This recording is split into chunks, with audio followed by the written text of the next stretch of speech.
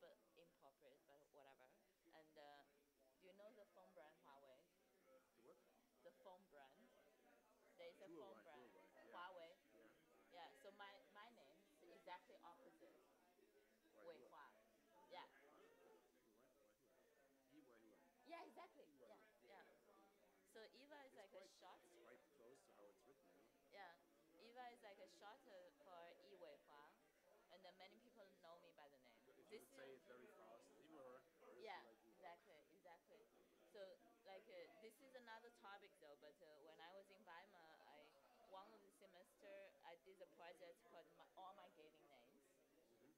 Because when I had the name Eva, it was like when I first learned English, and back then it's very old school, and all the teachers asked you to pick an English name, and I didn't find anything inappropriate, and I chose the Eva, and then this name actually growing with me, and a lot of people actually know me by the name, even someone that's super important in my life.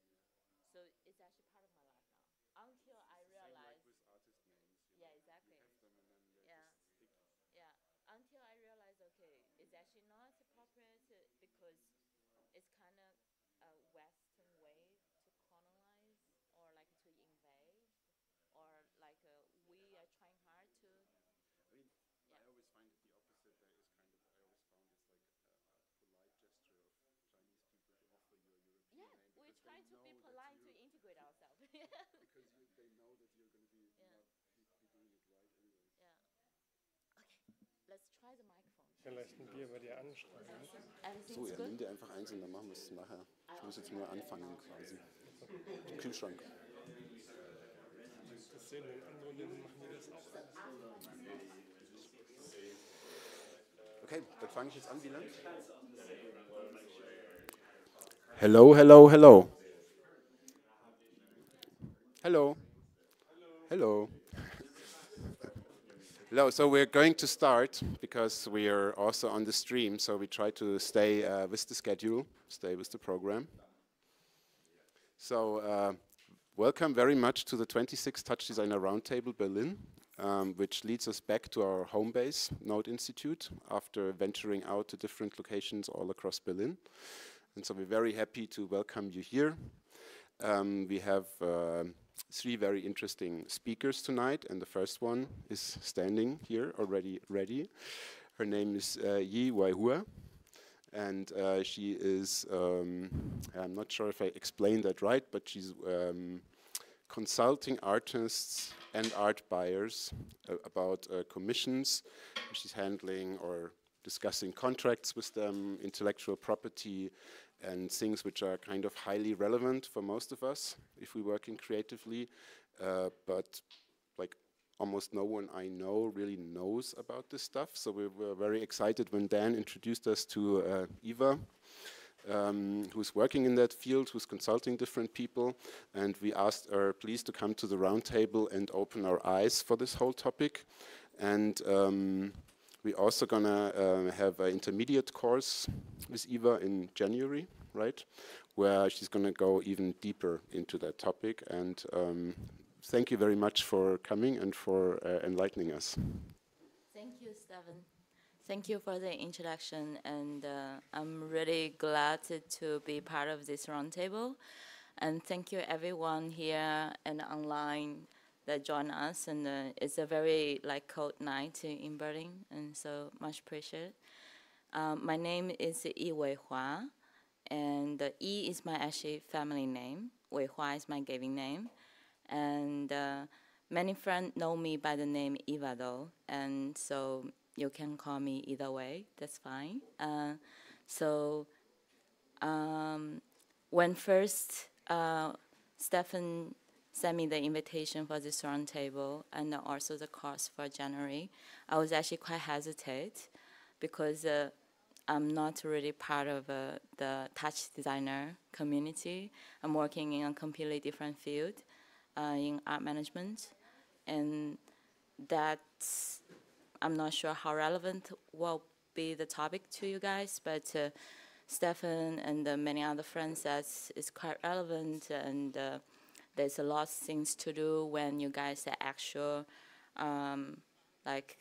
conclude a project with a client. So here I am trying to talk about this topic, which is the public art theory. It's based on my personal experience and some thoughts and topics and based on art management. And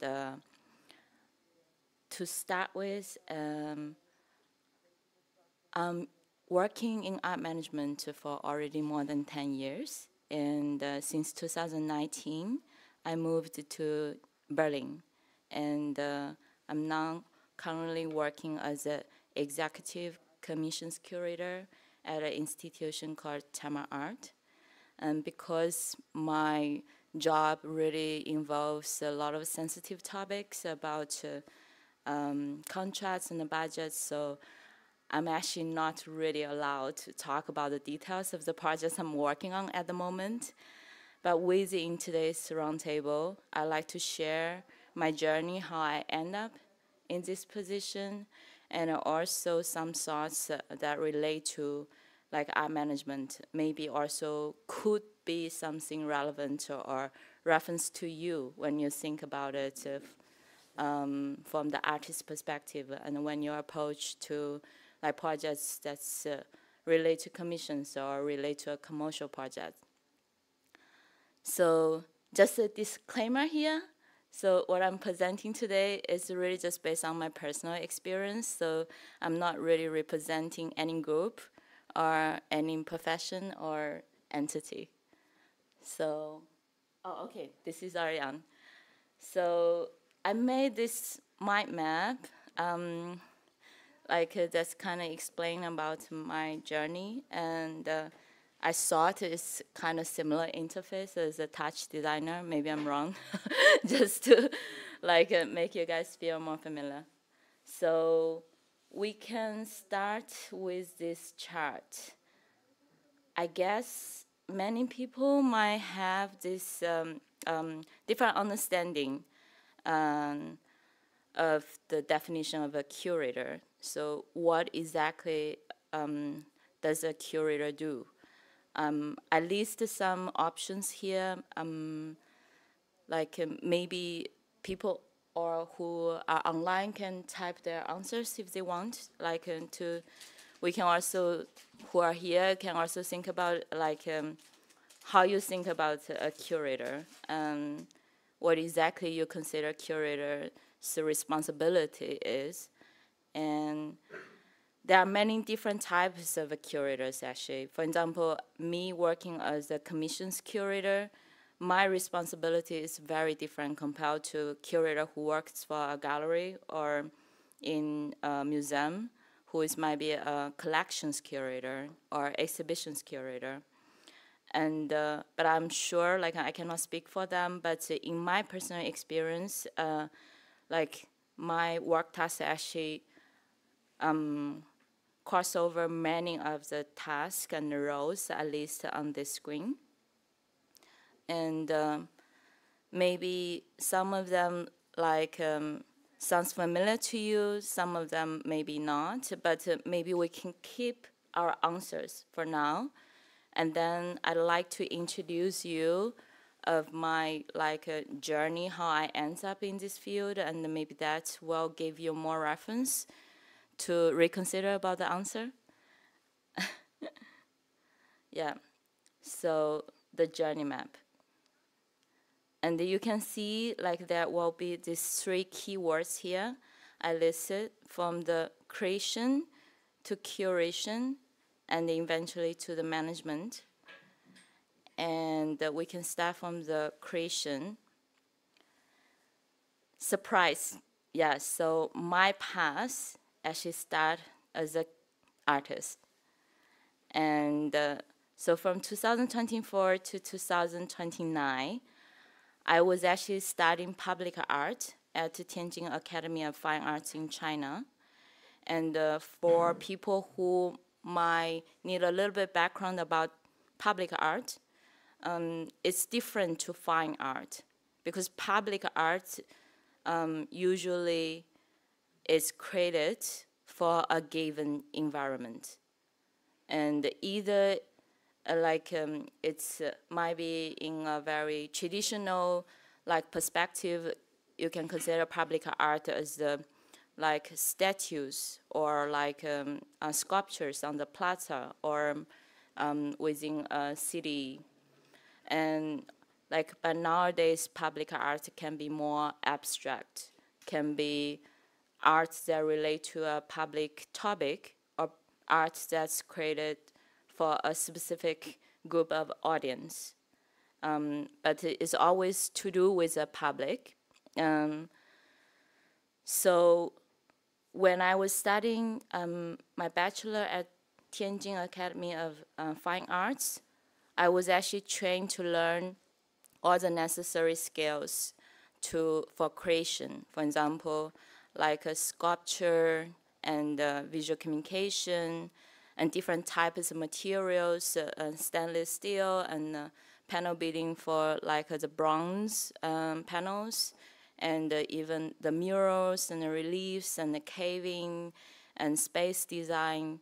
Like I was also a person that got super excited when I come out an idea of a great like artwork, and I consider, wow, I'm the happiest person on earth. And so that was me like 20 years ago. And so like after my bachelor and also a couple of years working as an artist assistant, I started my job at this company called Urban Art Projects. So this is their website. They are a global art production company and based in Australia, Brisbane, Shanghai, China, and New York, US. But also they have a lot of like independent office all over the world. And they really specialize in the art production for artists, but more than that, they also curate public art strategies, and also they have webinars and curator to talk about like the rewards of the year. And there were 4 years I was working for UAP as a design lead, and I feel that's another degree for me to get to know public art. And in the very beginning of the few years, I was working actually in their in-house design department. What I did is really pretty much what I learned at school as an artist, to create different types of artworks. And that includes urban furnitures, for example, lamps or like benches, and also we would design like a facade for hotels or like architectures, also like a playground. So we learned what type of materials actually suitable for touch, what type of material actually is not, and what's the safe distance, and what's the safe like gaps, like for kids to use that installation. And all of those works we create within the in-house design department was actually kind of functional or with a very specific requirement. Those are some things like documentations for my work there. So we need to create a lot of concepts for the mentioned like different type of works, like urban furniture, facade, and playground. And also there is an example here I want to show you, or that will show like what the in-house design actually do. And because sometimes when it's coming to a commission, it's not really appropriate to like engage an artist directly, because the client might have a very specific idea what they want. So this project was commissioned by the client called Tishman Spire, and they are a real estate company. And when they engaged us, they say they are super inspired by the culture and of the Chinese minority. And so they want us to create something that's kind of inspired or sourced from this concept.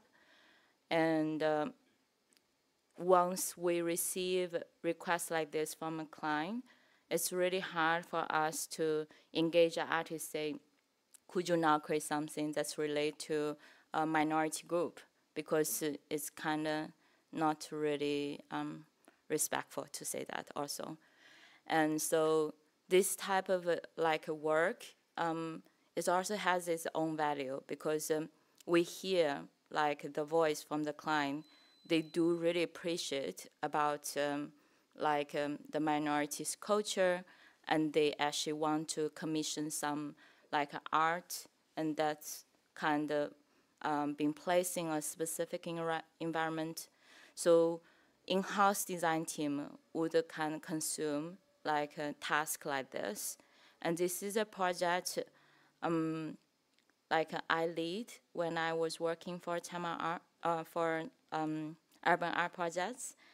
And so what we did is we went to the minority region for research, and then we talked with the local artisans and sourced the different type of materials there. For example, what we're looking now here are these very special pleated skirts from the region.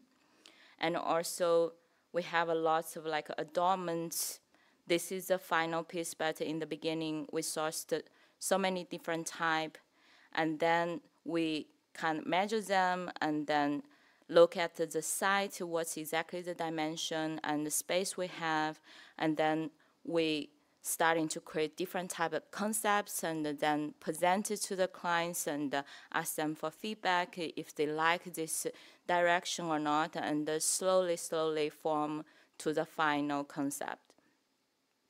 And of course, in between, we were working with the artisan at the region, and then also we work with local engineers and with our own in-house designer to kind of lay out the whole piece.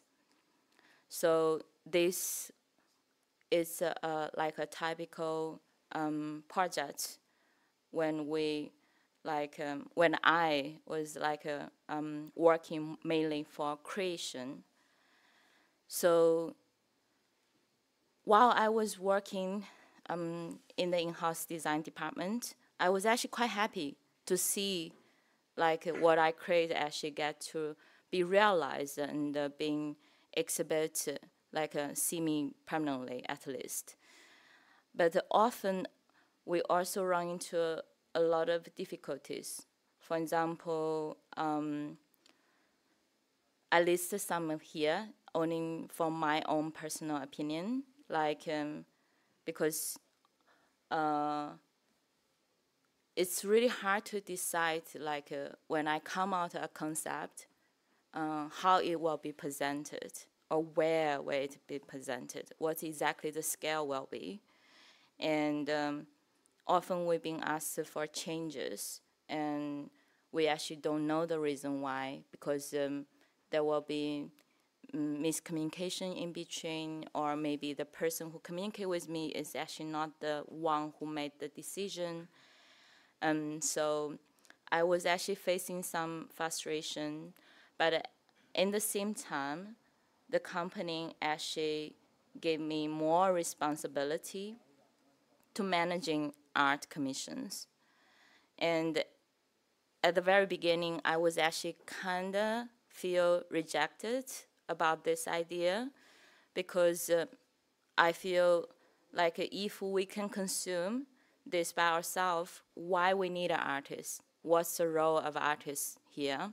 What's the difference between the in-house design team compared to the artist?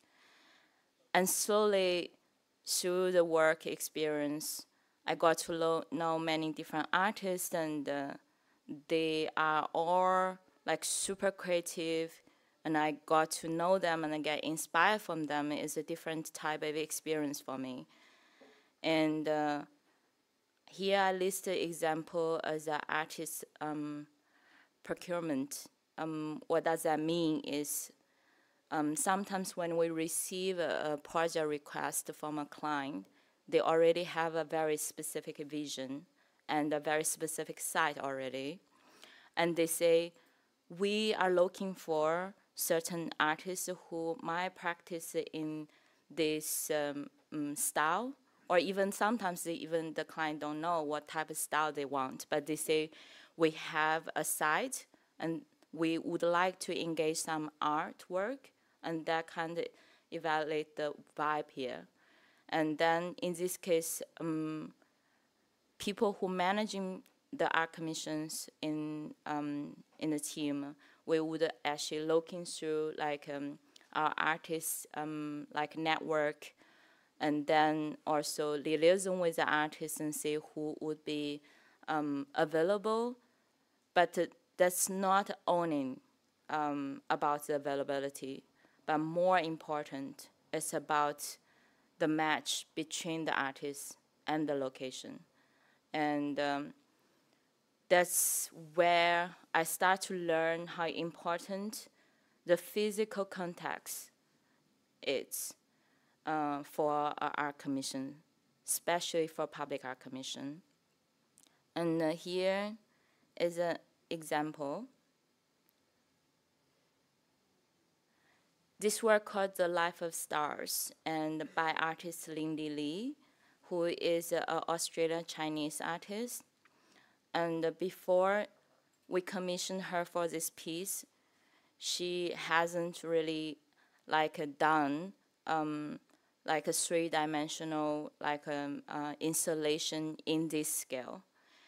And so in the beginning, we analyze the site. It's actually a round bund, in between two offices. And so we need something that's tall and elegant and slender, and also that can be viewed from 330 degrees. And then when we start to learn about Lindy's practice, she used to have the drawings that's actually done by burning pen. So she used a burning pen to make the patterns on the paper, and she also experiments some two-dimensional material work before. And this is an example when we present her work to the client, and since she before this commission she hasn't done something similar, we need to actually explain to the client how they can envision this work will look like. So when the client looks at this drawing and the sketch or collage, they actually haven't really think about how the artwork will look like eventually. But this is the final result. And it is a 6 meters tall light installation made by stainless steel. And there are also some documentations for the work. And UAP actually collaborate with a bigger art, is that we made a bigger art series that's a documentation for different art commissions we made in the past. And this is a documentation movie that's specifically about Lindy's practice and the Life of Stars. So it's actually really long, 24 minutes. So I will just jump in between and show you some clips. But if someone would be interested to look at that, I can send the link later.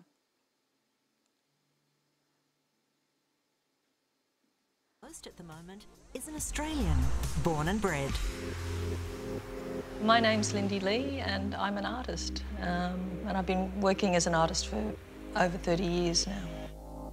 I came up to Brisbane and that's when I realised that UAP wasn't just a small little outfit that just made stuff for artists. They actually have very extensive sort of strategic and curatorial and huge support for artists that they choose to work with.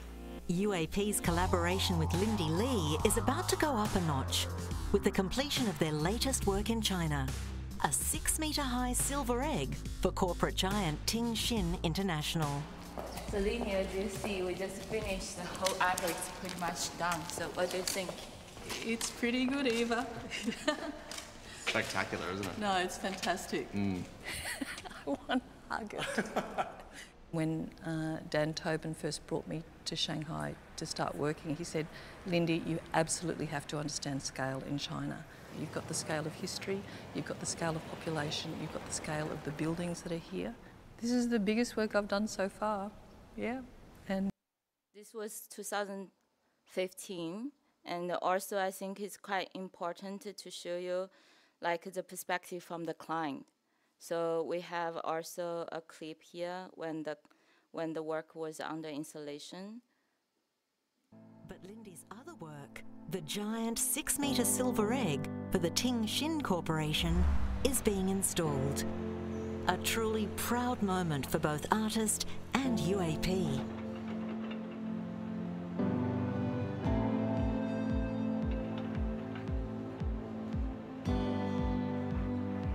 那主要当然还是第一眼我们看到这个雕塑，就是 Lindy 的设计，其实它很像一个种子，那符合这个鼎新和康控以人为本，然后饮水思源的文化。那当然很高兴今天这个雕塑可以落成。那当然我们一直期待的这个雕塑整整半年。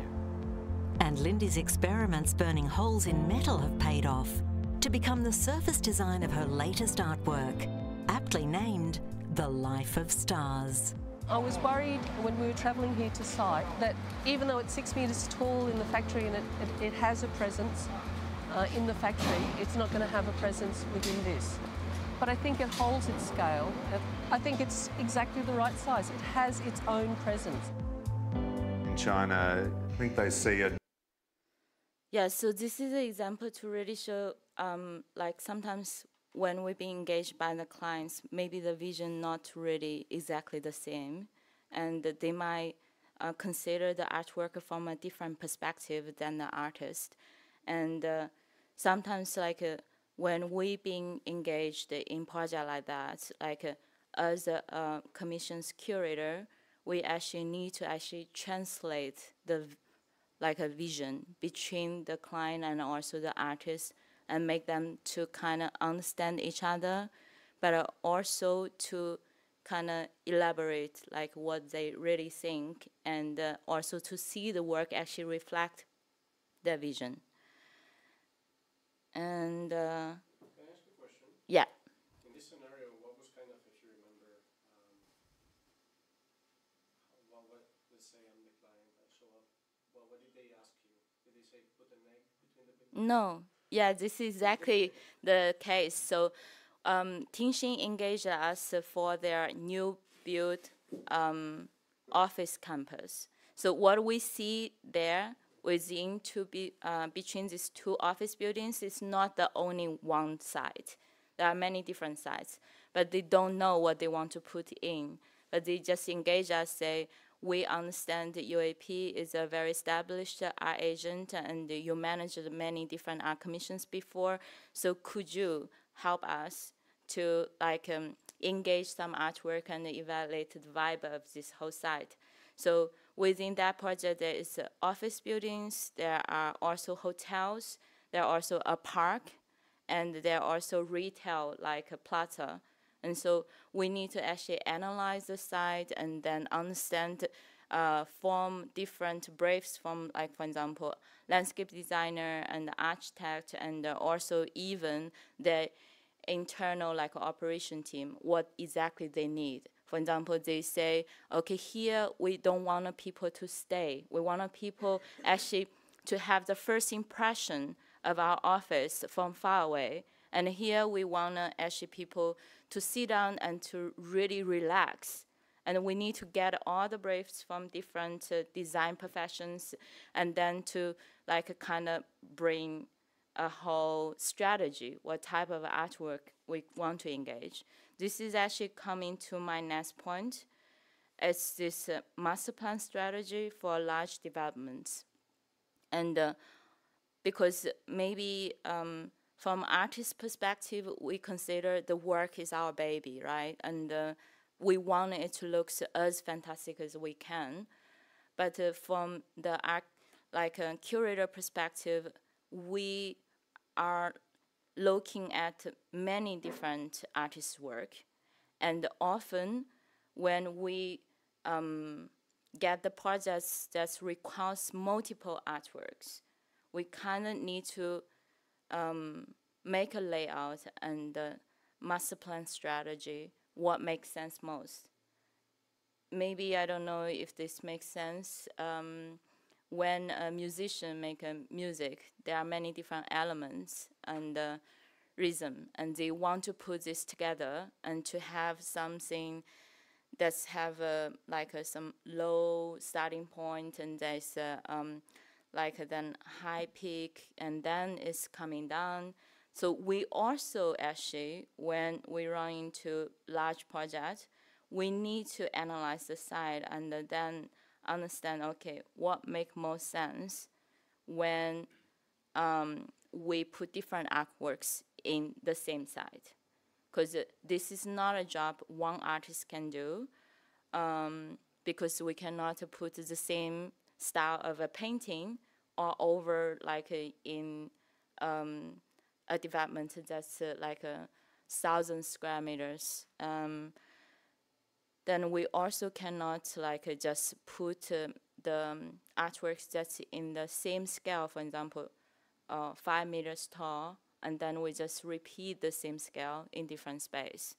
So this actually example, in 2013 to 2014, we've been briefed by a client in Shanghai. They have a mixed-use development that's including buildings that services office. There are also residential buildings on the side and hotels on both ends.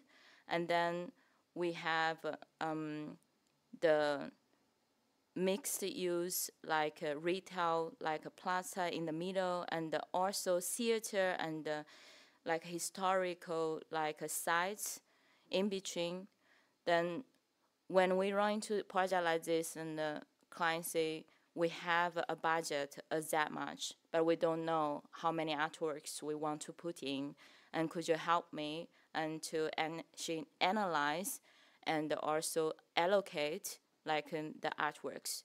So for those type of projects, we need to actually not only to understand the physical condition of a site, but also to learn the history and the culture of the city and also of the site. In this specific case, and the site actually is a development based on a sheep factory, and we actually need to kind of recognize and also respect this heritage of the site, but also to learn from different design professions of the project, about why you built or planned the office building in this area, but the residential building on the other area. What was actually a purpose behind it? And then for that, we need to learn, okay, the height difference from the riverfront to the most south end. We need to also understand the energy-wise. For example, in this specific case, at the two sites, it's the residential building and hotel. Then we probably would put more elegant and quiet artworks instead of something super exciting. But in the middle, because we will expect most of visitor volume, so we will put things that's very exciting or very tall and that's suitable for view from the cars instead of the passengers. And all those coming together, then we will create this whole master plan strategy. And then based on the master plan strategy, we will allocate the budget and also the timeline, make sure we know what is the most important priority at the first stage and what's coming after. And then after that, we will make the actual very clear brief for each of the art opportunities that we can send to potential artists. And then they can actually say, oh, this is a very interesting project. I'd like to work with you on that. Or maybe they say they are not interested. So before we engage an artist, there are already a lot of plan and work we have to do and make sure everything is in a seamless process. Mm-hmm. So, for example, in this process you're describing, is this something that the client sort of approves in steps, like the conceptual development of what type of thing will go in each space before you engage the artists?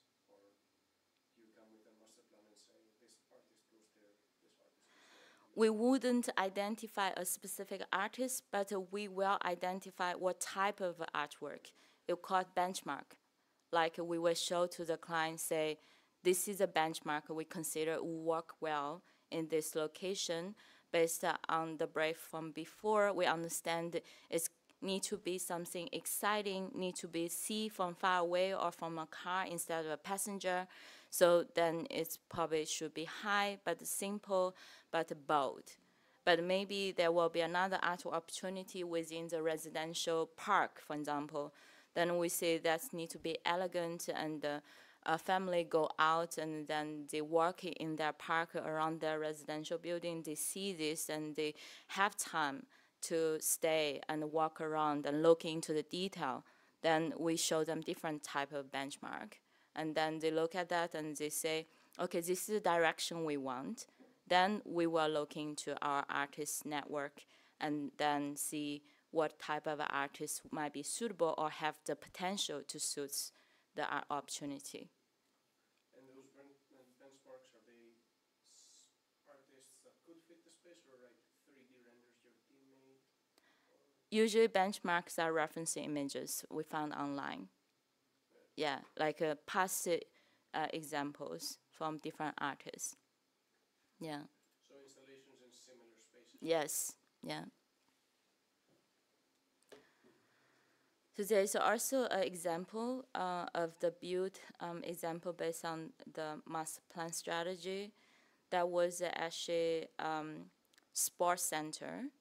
And once we received the brief from the artist, and then we identified these three different locations. And one is in the middle plaza, and one is at the entrance, like a fountain pool.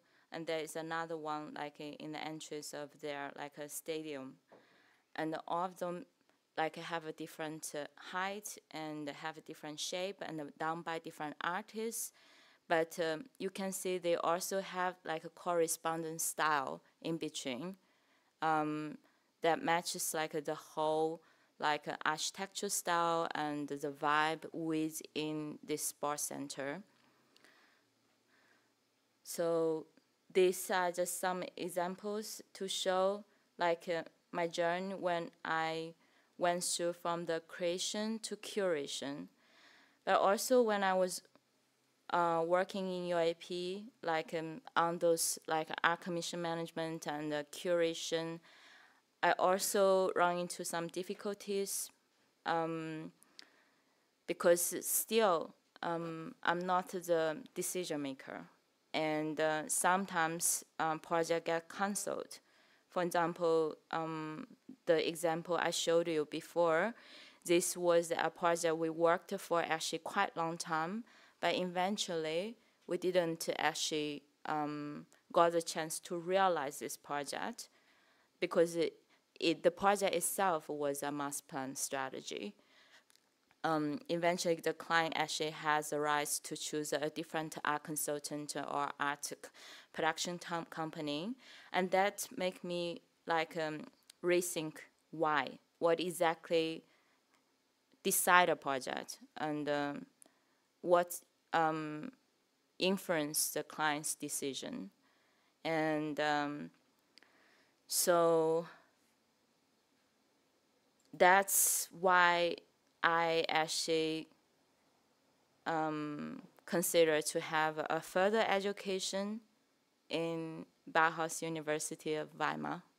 And so within my master degree, and I was actually enrolled in the major of public art and the new artistic strategy. And within this program, I was actually thinking about maybe I can go back to creation as an artist, or I don't know, I enrolled with my doubts, and I will see through my years in the program. And through Weimar's, my master, I got to know actually, okay, public art is not owning a creation within a physical environment, but it can be also a creation, abstract, in an abstract environment. For example, it can be a creation for a specific group of audience, and or use the public topic as inspiration or like an idea for the art. And so we explored like a lot of different scene, and also for each semester we have like different projects. This is like a website. If you're ever interested, you can look into it, what exactly we learned there. But what I interest most is also my struggle when I enrolled in the program, is what exactly is the like the boundary between the curation and the creation. And so I created this art project called the Hidden Exhibition.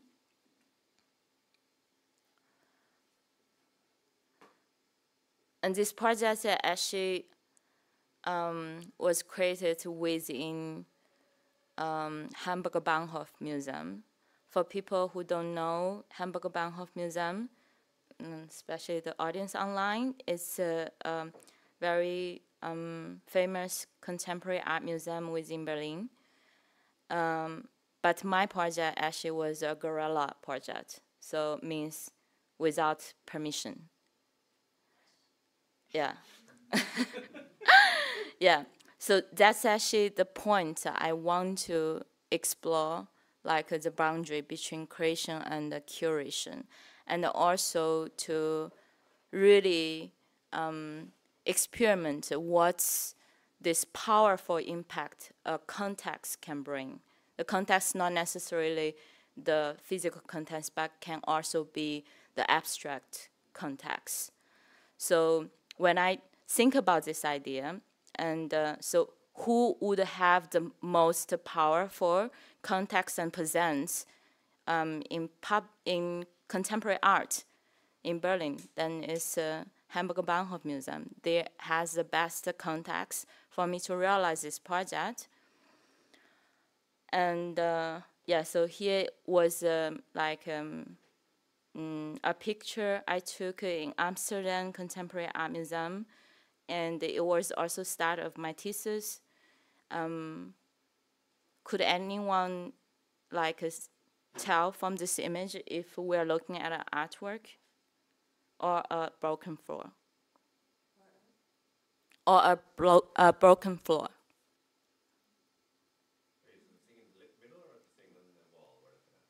Yeah, we don't know. So just judging from the image.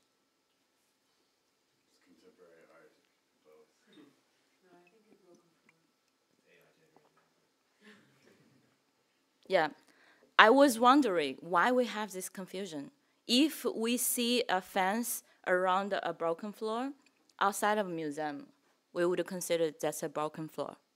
But why we consider that might be an art when it's in a museum? So this is actually the power of the context. And this actually inspired me to start this whole project. And so what I actually did, I went to Hamburger Bahnhof Museum back then they had like this great group exhibition called Hello World Revising a Collection. In total, they have 13 different group exhibitions. And so I analyzed their language of curation, for example, what font they use and this catalog for this exhibition, and also the label and they put beside the artwork in the exhibition. And I like kind of digitalized everything. For example, I recreate this catalog with one additional page of my hidden exhibition. And also, I analyzed their, like, the label and knowing what's exactly the layout and the font and the paper they use. And also in the same time, I documented different type of corners or objects within Hamburger Bahnhof Museum that might consider is not art, or that might get confusion if it is art. And I created an online archive, and I made an open call to different artists to adopt those non-art objects as their artwork. So what they did is they gave me the license to use their name as an artist, and also they named the objects and as their artwork. And then eventually I invited 19 different artists to participate in this project. So for example, here, maybe some of you who are based in Berlin, you went to Hamburger Bahnhof Museum before, you saw this window before. This is just a window towards their permanent collection. But an artist who called HILKER, he adopted like this window as his artwork. And what I did is at this specific day, I went to Hamburger Bahnhof Museum, and with these 19 different labels, and also this adopted catalogs, I left the catalog that's revised the catalog with the actual like original catalog, and which have an additional page for this hidden exhibition that explaining like what this exhibition is about, and these 19 different artists and their artwork explanation. And also, I went to the actual artwork place where my artists adopt the work, and then I placed their art label beside their work. So this is actually a project that's done by many pioneers in the artwork before. For example, like maybe you know Bansky, like he actually did something similar. But why I'm keep doing this is I got really fascinated about this impact from this context of or filter from museum. Like that make me realize that, okay, how impactful a context could be. Because for example, 2 weeks after I made this action, some friends still message me and send me an image that say, is this artwork a part of your hidden exhibition? And I said yes, because everyone, include the museum management or like a guide or guard, they all consider this is actually part of the artwork or exhibition. Yeah. Okay. Did the museum ever found out about your guerrilla? I don't know, actually. Did they ever contact you? Or? No, they never contact me. Yeah, but my friends, some of my friends contact me, like I say, they still see that. So these are actually my journey, how I end up to the role of art management, because I realized how important physical and abstract context could impact like artwork. And also those contexts becoming a very important reference for me when I'm managing art. So I'm applying public art theory in my art management because I always trying to see both physical and abstract context. That means I always need to know first when I receive a project initiation or proposal, what exactly is the purpose of the project and what's the interest from different parties. And here I list some very common engagement, how artists can be engaged in commercial projects. Let me know also online if someone has questions specifically for any of them. But I can give a very short explanation for each of them. For example, maybe everyone knows acquisition means actually purchase. When you have an existing artwork and then someone wants to buy it. But consignment actually means you have an existing artwork and then you decide to cross-sell this artwork with someone else. And then this middle person or usually gallery that will take a certain percentage of this consignment fee from you. And then often I know from Nord community, we are facing a lot of commission projects. And it's also different because the commission means you haven't have a existing work for this project, but people, no matter they are agent or client, they find you because they recognize your style and your practice, and they say, okay, based on your previous style and practice, and I would like to commission you to create a new work for this specific project. And loan is also different. Loan means you have an existing work and a physical existing work, and you decide to borrow to someone. And license means similar to loan, but means something that's abstract, not tangible, and that you own uniquely. And then, but when someone actually wants to use it, and you can license them too. For example, you create this super fantastic GIF, motional picture, and then someone say, we would like to use this this image and to create a t-shirt or glass and print this on it and resell it. Then this is actually a type of license. You can license your specific art practice to someone else that they can actually use it and for a certain time period, and they pay you a license fee and they can use it for whatever you agreed upon.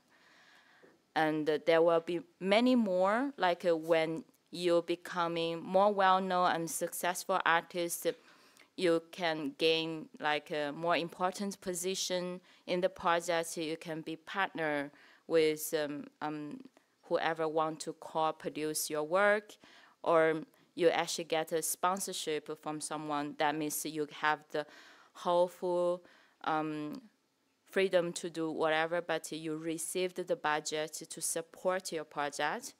Or you can have a joint venture with someone who is interested in your work, but joint venture is different to partnership, means you actually need to form a company together.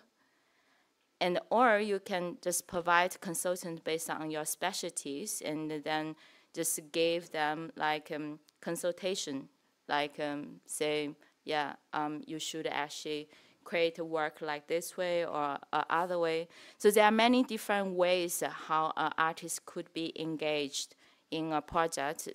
Then we also would like to introduce them more in detail to all of you. Then you can consider in the future when you're being engaged by someone, you can think about the whole context, what you have and what you can provide, what their interest is, and then you can decide a suitable form to be engaged.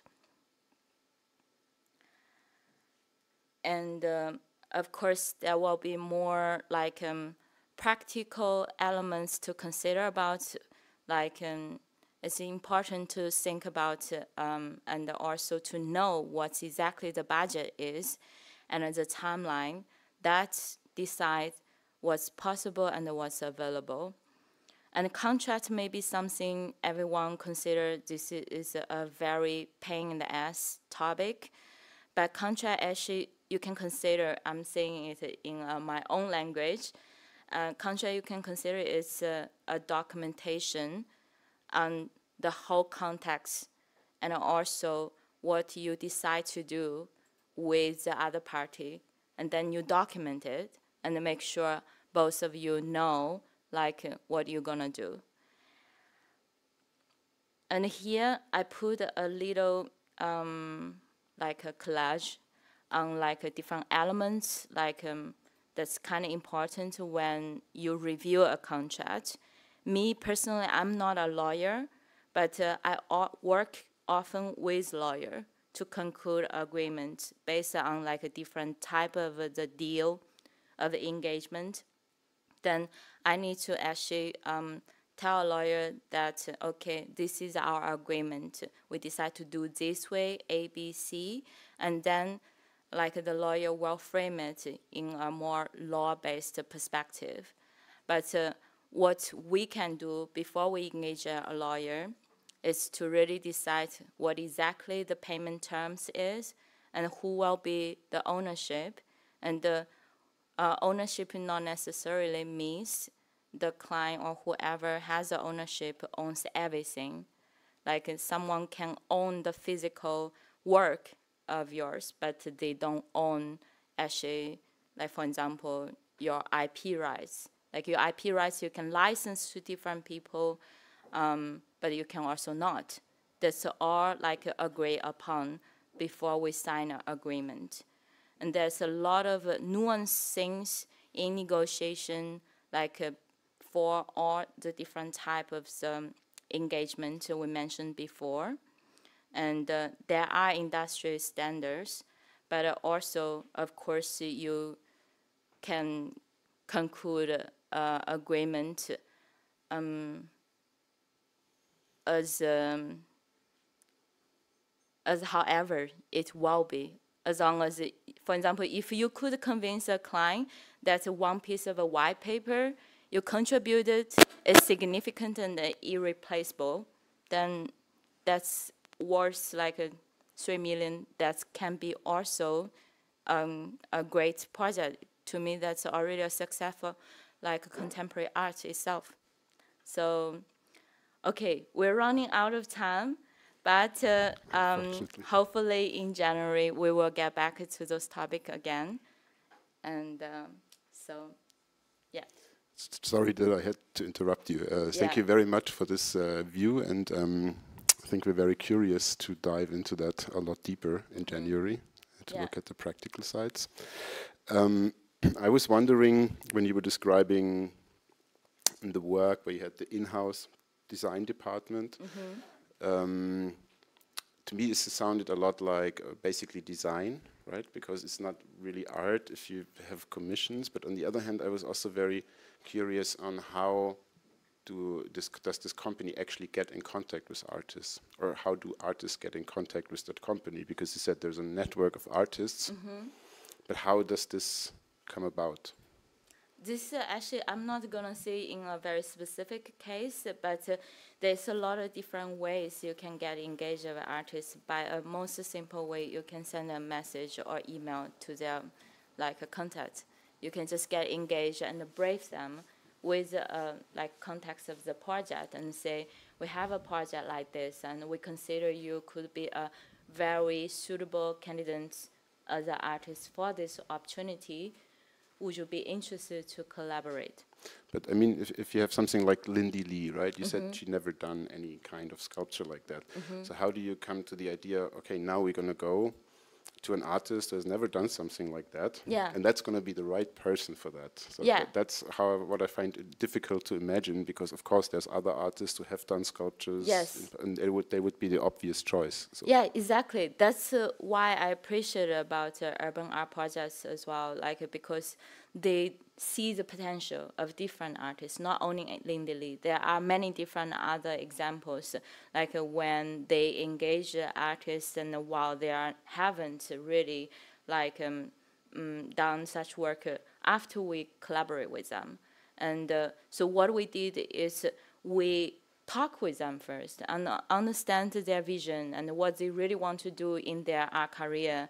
And then say, for example, in Lindy's case, there is this documentation movie, if you want to watch it. Like, Lindy has some crazy idea, maybe never realized before. For example, she want to pour the bronze and then enlarge the bronze to be something huge sculpture. And this is something we never experimented before, but UAP provide the environment like for artists to experiment and to like see what's possible. There might be different times or different experiments that's failed. And then there might be one thing that artists see the potential, and then we also see, oh, there is another project might be really suitable for this work, and then why don't we like think big and then realize it? So there's different ways, but I think it's important like art management support our community and artists and to help them to develop their work and through their like current boundary or like, yeah. Thank you. I'm sure there's many more questions, but in light of the time, I would say if you have questions, maybe just talk personally to Eva, and then let's have a little break to catch our breath, and then we're going to be back in like, what do you say, WIELAND, 15 minutes? 15? 20? Okay, we're going to be back in 20 minutes with Sebastian ZIMMERHACKL. Thank you. 50.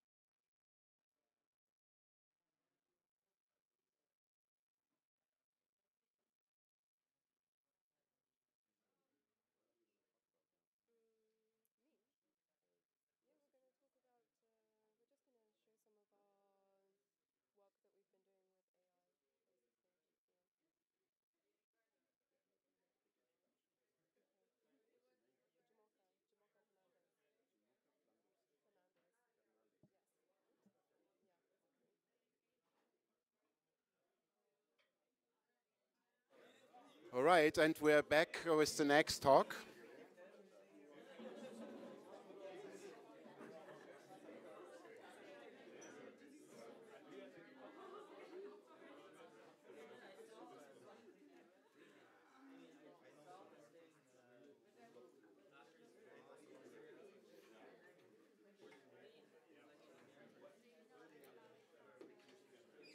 So for the next talk, I want to introduce to you Chimuka Fernandez and Sebastian ZIMMERHACKL, creative technologists, and they're going to talk about their work with AI and the relationship of AI and mass media. And without further introduction, I would give the word to you. Thank you for coming, and we're very curious. Yeah, thank you. Yes. Like this is totally fine. We can do it. Yeah, thanks for the invitation. There are really many ways to pronounce Jumoke, like Jimiki, Jumoke, Jumoke, but it's Jumoke. Yep. Yes, it's a Nigerian name, and we actually met at a computer game 2023, and we met at a place that we are helping organizing programming. This was a nice event which we held on basically 1 month ago. A friend from Uganda, like, check out AfroRec. He's building synthesizers out of basically garbage. This is a new space where we roll out more programming. Like Total Silence is like a series where we talk about the history of like musicology and technology and all these things, polyrhythms, and this kind of stuff. We present films and other stuff. Also, next to the programming, soon there are going to be more artist talks. And in 4 days, there will be live music and live VJing. Like, I will do some stuff on Photoshop Live, and other people slowly re-roll more the VJ history. This is my goal in this location, as I'm in contact with the oldest exhibition, or one of the first ones. It was Chroma Park from 1994. Like, I'm this kind of kid that is born 81. Jumoke is born 97, so I always collected all those techno flyers before I went raving. And so I'm friends with several people in Berlin who have large flyer collections, and we talk about the past and probably also the future. In May we go to South Africa to meet more musicians there, and this was 2 days ago, a meeting, Africa Rising. I mean, everyone should know about the birth rate of Nigeria, just as an example. The Nigerian country will double in the next 20 years. I mean, all the interesting music comes from Africa. Amapiano, Afro trap, just to an example. So wake up. There's the interesting thing happening. Just a little introduction about the Untitled space. Please follow on the social medias and come over. Also, besides that, we are organizing kind of network events. Here is a nice video where I play all 5 trailers at the same time. So we invite basically all the people that we like. Creatives, technologists, all sorts of innovators from different fields. People from the circus, drone pilots, immersive storytelling, AR, dark humor, blockchain, immortality, performance, developer, laser, game, hacker, label owner, tape collectors, action figure makers, music managers, who turned YouTube stars, cybersecurity, whatever. Everything is important. I mean, this is a good topic. This guy knows what's up, because actually death is the last taboo. You know, sexuality is not a taboo in this city. And I think it's very interesting to understand that we all gonna die. Spoiler. I mean, you know, yes, that's it. The 5 steps of grief, Kübler-Ross, and all these kind of things. I think if we focus on death, we learn a lot about life. So, welcome, Node. I'm born, as I said, 81. I grew up in the internet. My parents told me, yeah, you can't trust everything that you see. You need to be careful. Yeah, and now I tell you that you can't trust anything anymore. The fake news apocalypse is here. Confetti, glitter bomb.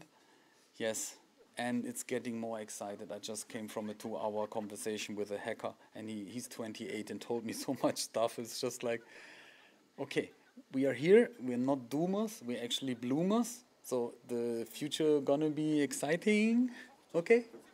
Because we work on it.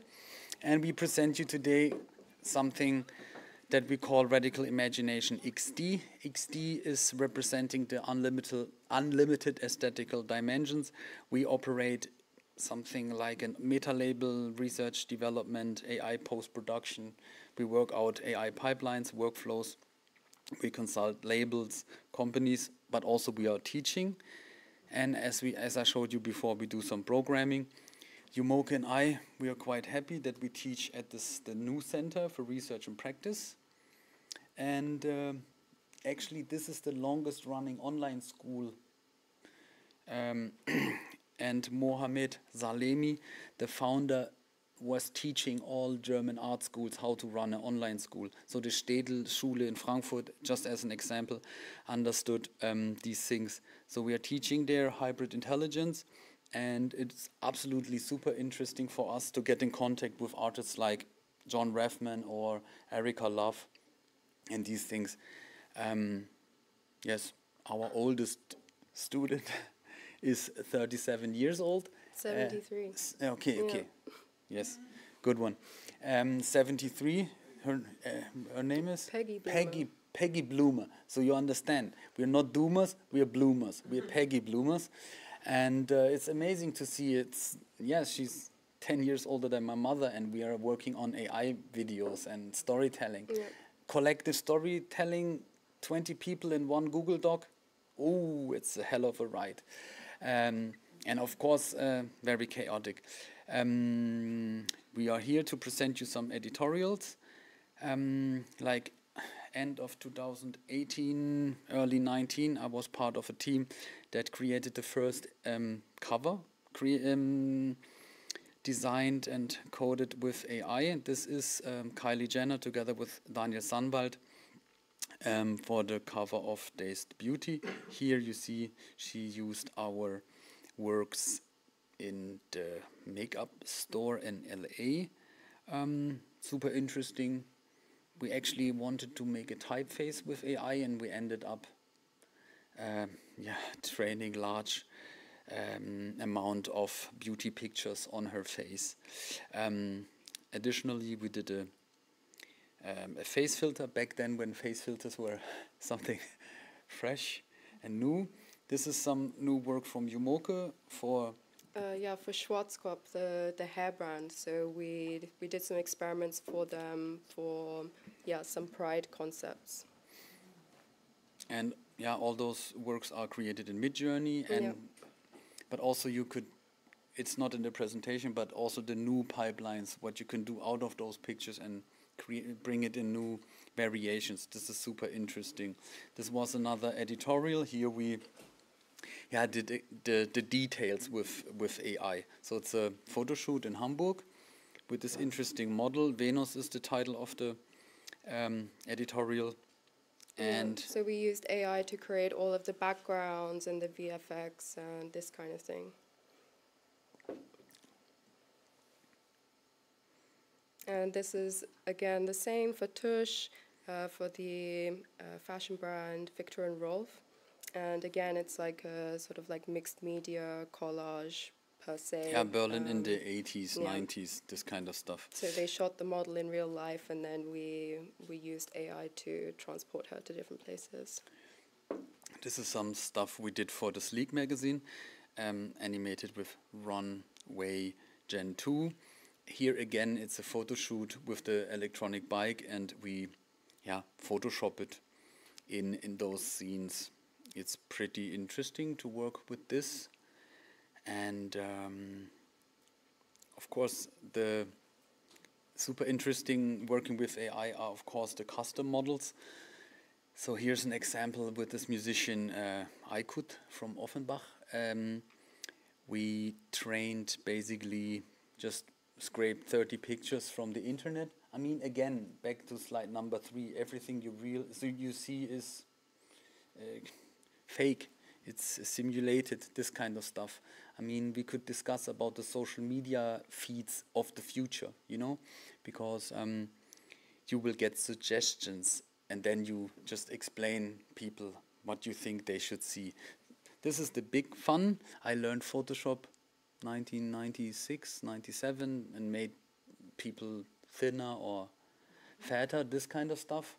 This was pretty exciting, nice tools, but with custom models I can do so many interesting things. So I can send a Haftbefehl into any movie that I want, but also I can send them to Harry Potter, Shrek, all this kind of stuff. The same with Post Malone, a musician from America, more manga-esque stuff. The interesting thing about Yumoke is that she's only using AI-generated pictures online to prevent her identity, and it's also a security reason. So please don't upload real pictures. I mean, I'm doomed anyway, as everything on Facebook and wherever.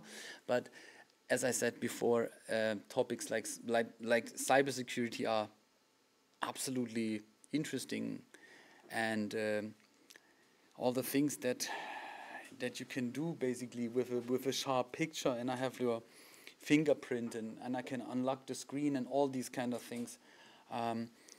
We give cybersecurity talks just because we love scam culture and rug pulls and all this kind of stuff. Encro chat conversations, that's pretty exciting for us. But we are absolutely beginners in this topic. But of course, there is where the stuff is happening. Cybersecurity, music from Africa, fashion from China, this kind of stuff. Also, 2019, I was again responsible for one of the first AI-generated music videos. This was together with Universal Records. The music is not so important now. But it was for us, pretty interesting that we get the trust from labels back then, early 2019, to do basically these experiments. It's soon 4 or 5 years ago, so it's quite a long time that we experiment with style gun and face-to-face models and all these pretty exciting pipelines. This was like just musician Lindemann. Here are 2 music videos we did for this rapper from Stuttgart. The internet is currently loading, no problem. Okay, getting there. Next try.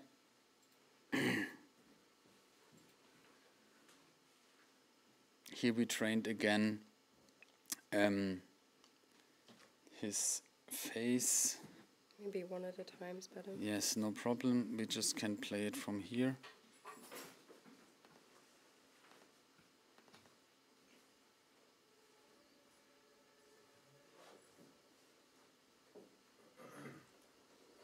So, okay, one at a time is better.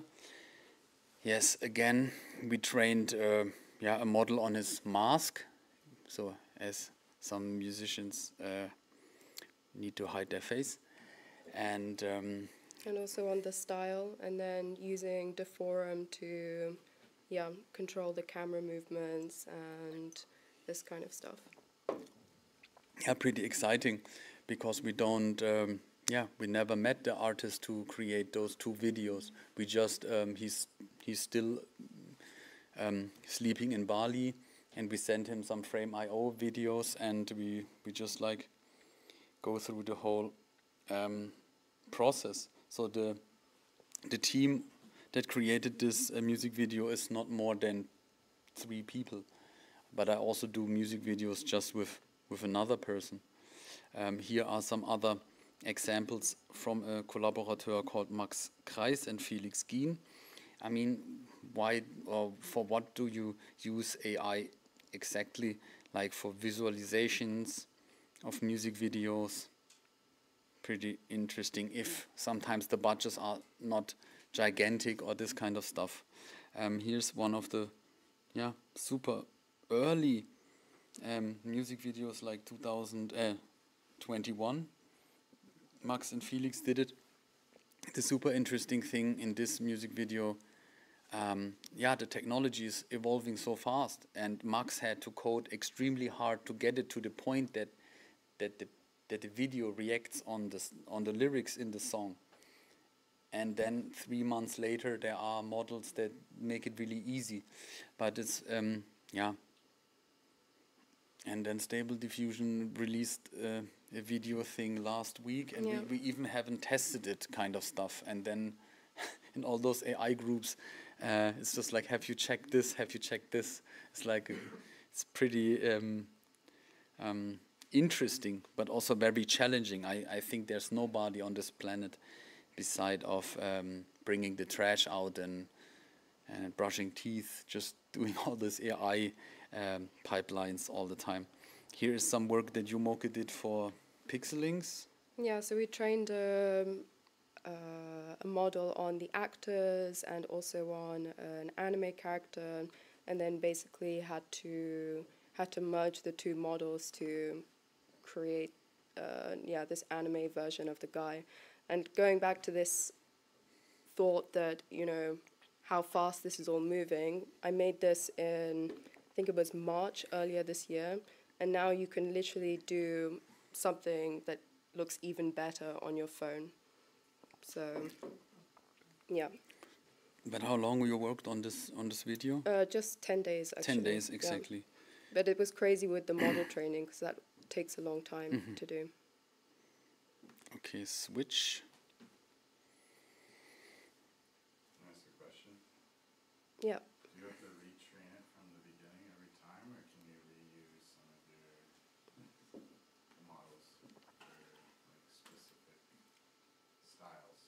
So yeah, I mean, in this case, we wanted to have the anime character, with the same clothes that he was wearing in real life, so we wouldn't really be able to reuse that model somehow. I mean, we could make a manga with it or something like this, but if you are training like a style model, then for sure you could just like keep reusing it for stuff over and over. Yeah, and this is a loop that Yumoke just created on the sofa on a mobile phone. So it's just like prompted and then an effect in Cupcats or what? Yeah. And it's done in like 3 minutes, kind of. So I think, I don't know, after Corona, there are many kids on the phone making cool music, all this type of stuff itself. So yes, woof. We have all the tools that we need, kind of. Here's also some super simple tests with Gen 2, just mid-journey.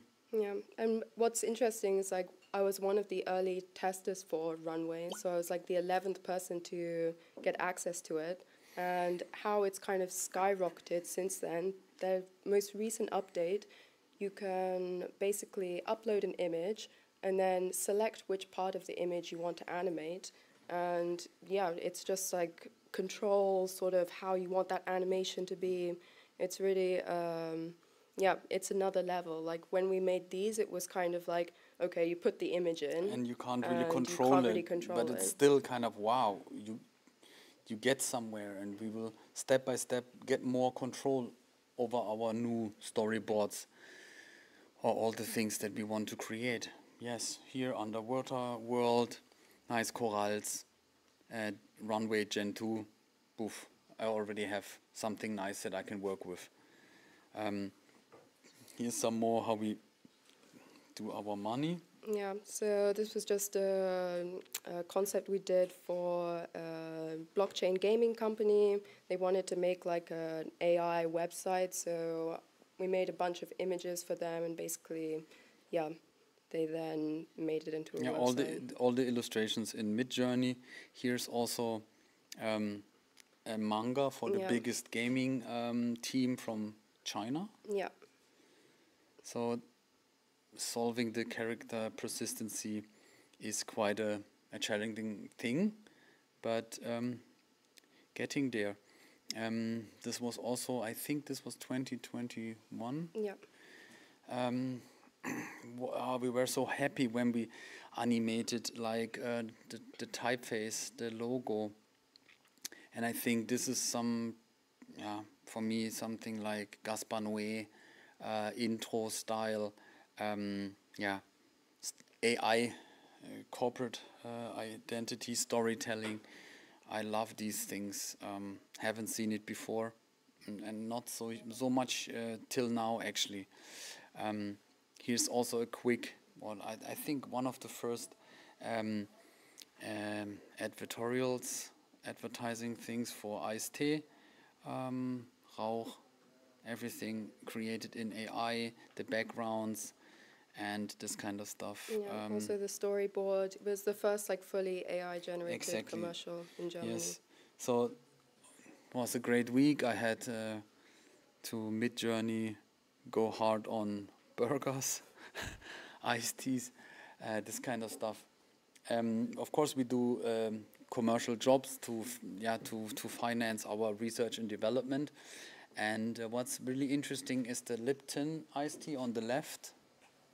Yeah, I mean, it doesn't really look like it's AI generated, but we actually used AI to create basically every single element of it, down to, the animation. So we made the final export was from, well, we made it in Blender, and so we used ChatGPT to create animation scripts, and also used AI to generate the peaches and the backgrounds and all this kind of stuff. Yes, here's more social media content which was created for CloneX while working on this computer game Pixelings, which is now Chorus AI. Also an interesting project you should check out. Kind of here, Yumoko will present, Yeah, so at the computer game we were working at, we had sort of a unique problem because we wanted to be able to create lots of different avatar outfits in a super scalable way and not have to model each one by hand. So we wanted to kind of like build a pipeline which also had some storytelling behind it. So we decided to explore how we could actually use music as the input to generate the clothes in Houdini, basically. So how it works is it analyzes the music, and then, the pixel values are then taken as the parameters that define like where the pockets should be, how many pockets there are, what they look like, this kind of thing. Yeah, but of course you don't create the skins just like one after another. No, you just create this procedural pipeline in Python coding, and then you run it through several programs, and you just like go to bed, wake up with hundreds of designs, and then you choose. This is kind of the way to go. Yeah, and with Stable Diffusion, combining Stable Diffusion with Houdini basically allows you to create really interesting depth maps as well, so you can get these sort of like puffy look and all this kind of thing, all basically, generated 10,000 in one click somehow. How did you map the music to the pixels? I worked on it with a slightly bigger team, so I'd need to ask them. And these were some experiments that we did when we were working on the manga. So I think there's a lot of people posting stuff like this now, but we basically used ControlNet and OpenPose to create a system where we were able to generate like full character sheets with great consistency. And this is a game character that we designed. So what was really interesting at the studio that we were working at was, you know, at some point I was doing art direction for them, and I kind of started to take on the role of concept artist, you know, because I was able to make these sketches really quickly. And so, yeah, on the left you can see some of the mid-journey sketches and then the 3D asset that was created as a result. How did you go from the sketch on the left to the 3D asset on the right? Yeah, so that would, after making the concept with AI, then it was given to a 3D artist that actually built it out properly. Yeah. Although there are some really good image to 3D tools out there already, and they just get better and better. But back then they were really, really bad. Yeah, but we saw it kind of firsthand how like AI tools take over the concept stuff, and it was kind of like, whoa, shit. After several months, you're doing all this you're leading the visuals, and I mean, who works here with Midjourney, just as an example, you can make variations. You just have like one seed or just like one thing, and you just go deeper in it and have so many interesting patterns. So I did all that stuff since ever in Photoshop. Oh, I'm a digital painter and I love that stuff. But blend mode or blend, the command, is just something I do even without thinking. I just explore all the time. I take weird pictures and make it even weirder. And then people, I mean, of course I like the things that I create, but we also explore. You know, we're getting new ideas. Yes, this could work. All these things, and as we said before, like training a custom model on certain things and just see what we get. You know, it's more like a musician turning knobs and getting another VFX in and whatever. Just like, oh shit, I don't know what I did, kind of, but I like it. And yes, some Midjourney tests. Materiality. Oh, this is one that I really, really like, because I was working with this digital fashion company, and who's familiar with Turkish marble painting? So you just have the water, you drip, drip, drip the colors in, and then you take the paper out. So there's like something very interesting. And I wanted to make a dress out of this inspiration, because I was working with an all-female digital fashion team from Turkey. And here on the left you see the main design, you know, for the platform, and then all the others are blend mode. But I think even, there are several very interesting characters for a music video, a singer, this kind of stuff. So actually, and then you take the picture on the left and just test out, and then you end here with a nice cover shoot, or just as an idea, the exploration. It's super interesting. Again, here could be a headpiece, all these kind of things. I'm very curious where this will actually go. I was responsible, again, with a bigger team for the AR app for Vêtements in Zurich back then with Demna. And again, this is nearly 5 years ago. It is 5 years ago. And this was super exciting to animate your clothing. And I'm just curious where all this goes, all those layers, all the storytelling with the power of AI. So it's pretty exciting, and we all need a break, but it's just starting. Thank you.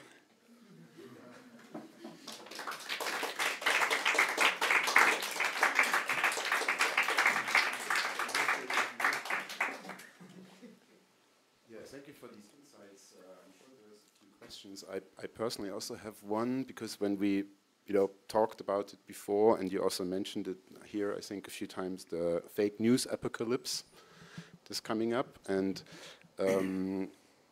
how do you apply this kind of critical standpoint in your work, which seems to me quite affirmative? I was thinking that all this warning of the fake news apocalypse would maybe also reflect back from the work that we're seeing a bit more, but to me it seems very, here's the cool new shit, let's do it, and let's not think about it twice. So do you try to get this kind of dystopian view that we all see? I think, thanks for this question. We're bloomers, we're not doomers. Of course, this was kind of like, here's your flower, when people marry, then you throw flowers and the children are happy. Okay, this is also some very old work and all these kind of things, but I don't see it even as a, as I said before, cybersecurity is super important. I just spoke again longer with a hacker about all these things. I mean, there are certain things. I just applied for a program point which will get funded. So basically, we are working on something like a post-truth discussion round, but also it should be a big party. I have already 2 big trucks, like sound systems, one with post on it, the other with truth. But I mean, I don't want to go really too political with all these things. Social media is a simulation, and we're the architecture of the algorithm itself. Like, what does this do to us? Like the depression rate goes up, suicide rate goes up, all these kind of things. I mean, what am I doing against that for myself? I'm not on social media, and I create in real life meetings. I bring people together, I build bridges, and of course all of the teaching as well. The teaching, but I think, I mean, I don't want to quote Max Herre, this musician, but it's just coming to my head. When I need to teach you somehow, then it's already too late, kind of stuff, Leg dein Ohr auf die Schiene der Geschichte. He said that when he talked about that song. I grew up like that, so I'm pulling this quote. I mean, every questionable needs to be questioned, and of course we need to learn about media and all those apparatus itself.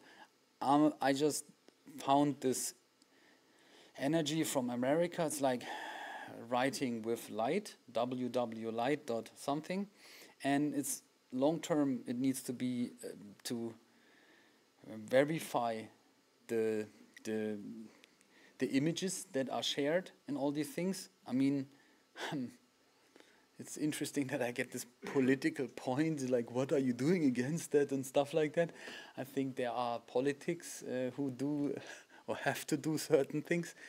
Quite funny, because I'm currently curating a show for the United Nations in April in Brussels, and all our ideas so far are not aligned with the vision that the EU has regarding regulations. So I'm looking forward to what we will, or what can we curate in April and these things. And I'm happy to go deeper with all those furthermore questions regarding reality, simulation, truth. But I'm again quoting Barton Brock. Everyone who thinks who has the truth is actually a psychopath.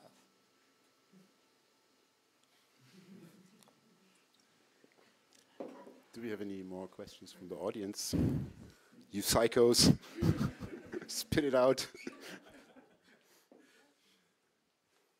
Yeah, I think, all this reality is not a fixed view itself. There are so many realities, Heinz von Förster, this video, when he says, like, realities, show me, This is a gigantic good video itself, yeah. And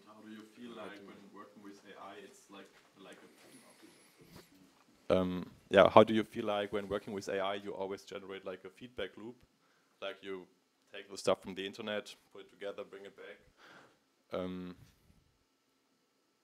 Yeah, how you feel about it? I mean, it doesn't need to be like that, and you know, with a lot of the, you know, like Sebastian blend modes his own work and all this kind of thing. Like you can train a model on the blend mode, your own photos, your own exactly. Your own That's work. what we're actually doing.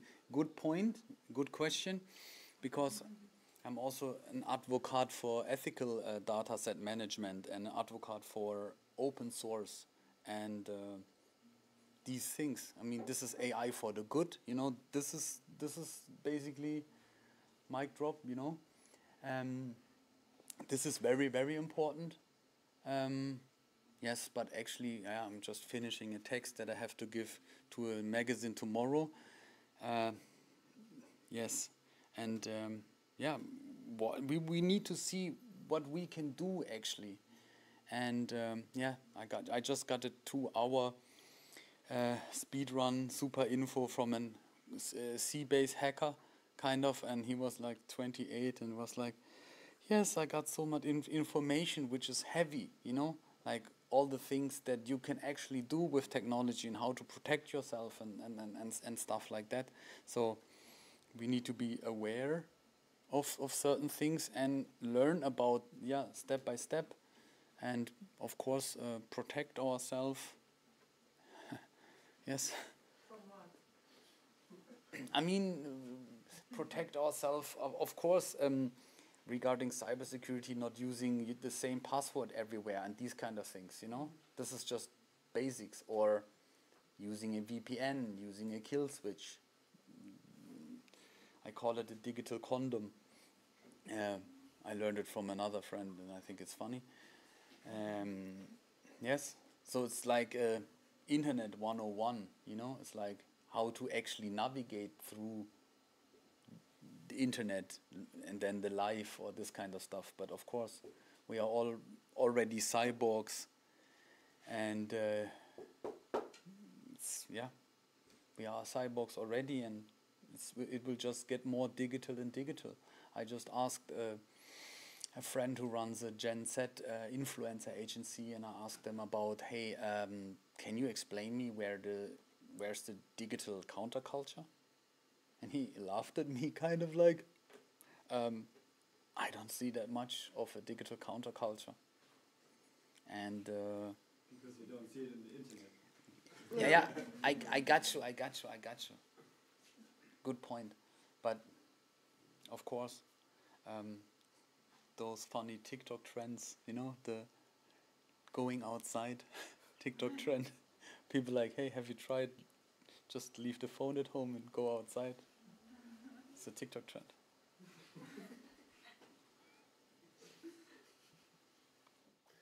Okay, thank you very much. I'm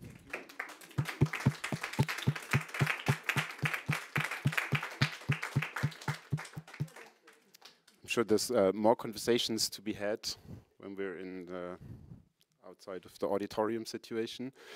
We're going to have a little break, and then we're going to come back with our very own WIELAND HILKER and some serious TouchDesigner talk.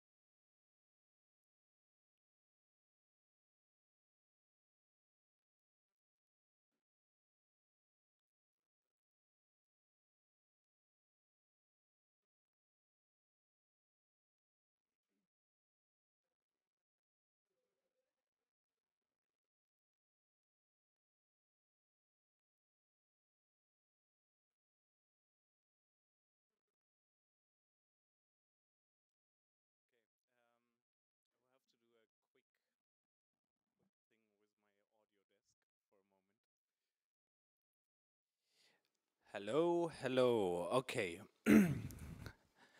This is, I hope it's good. So, hi everyone. I am WIELAND HILKER, and I suppose quite a lot of you, if you're regulars of the TouchDesigner Roundtable, know me already. I am one of the, let's say I'm one of the founders of the roundtable, and I'm mainly taking care of the technical stuff. So the department back here is what I do. And some of you might also know me for my work in the TouchDesigner world. Let's see.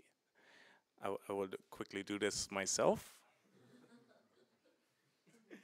So this is my website. So if you want to get in contact with me, here's all the information you need. You can already see, you'll find me at Wipperstraße 13. And for everyone who is here on site and not on the stream, is already here. And here's also my email address and even my phone number with the German +49.